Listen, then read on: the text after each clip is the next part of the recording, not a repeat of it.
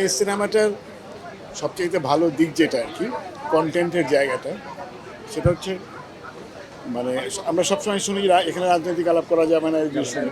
আর এই সিনেমাটা সুবিধা হচ্ছে রাজনৈতিক আলোচনা করা যাবে।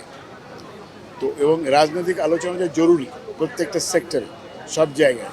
এবং 24-এর ঘটনা প্রবাহের পরে যে আমাদের রাজনৈতিক ইতিহাসের ধারাটাই পরিবর্তিত।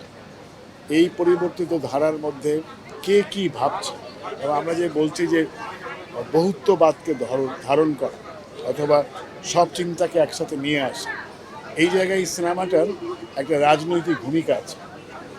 এবং আমি মনে করি যে এই ধরনের সিনেমা খুব দরকারি পলিটিক্যাল হিস্ট্রির জন্য। এটা একটা ডকুমেন্ট হিসেবে থেকে যেতে পারে ভবিষ্যতে। অভিনয় আমাকে সবসময় চ্যালেঞ্জ, আমার সবসময় কঠিন মনে হয় কাজটা।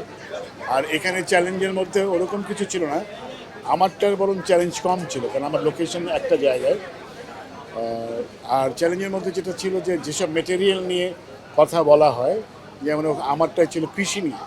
তো ওইটা আমি ব্যক্তিগতভাবে ওই লেভেলের জানি না, যখন আমাকে পুঙ্খানুপুঙ্খ জানতে হয়েছে যে এটা কী আসলে কীরকম ব্যাপার। এক ধরনের রিসার্চ করতে হচ্ছে, অনেকবার রিহার্সাল করে, মানে আমরা ইনফ্যাক্ট মেমোরাইজ করেছি, মুখস্থ করে ফেলেছি। তারপরে আমরা হচ্ছে ডাইরেক্টরের সাথে যে স্ক্রিন প্লে লিখেছে তার সাথে বসেছি বারবার, যেখানেই কনফিউশন হয়েছে মানে, এবং আমার যেটা মনে হচ্ছে যেখানে হিস্ট্রি নিয়ে বিতর্ক হতে পারে ওই সব জায়গা নিয়ে আমরা স্ট্রেইট কথা বলেছি।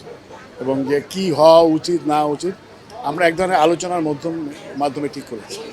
অভিনয়ে আমি আসলে আন্তর্জাতিক মানটান এগুলি, কারণ এক একটা দেশের মানুষের অভিনয়ের ধারা এক এক রকম। আর কোনো দেশের অভিনয় হঠাৎ করে জন্মায় না, তার একটা ধারাবাহিকতা আছে। আমাদের অভিনয়েও সেখানে ধারাবাহিক ব্যাপার আছে। সেক্ষেত্রে এরা সবাই পরীক্ষিত। আমার মেয়ের অভিনয় যে করেছে সে ছাড়া সবাই অনেক দিন ধরে অভিনয় করছে এবং অনেক বড় বড় অভিনয় করেছে, তারা পরীক্ষিত। সেই হিসেবে মানে অভিনেতাদের টিমও অনেক ভালো ছিল।